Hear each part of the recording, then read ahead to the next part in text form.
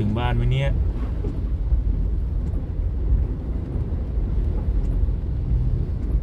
จอดเสียหลายคันเลย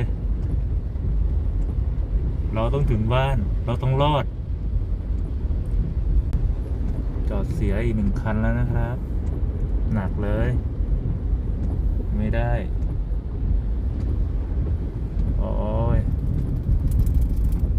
เราต้องรอดถึงบ้านสิ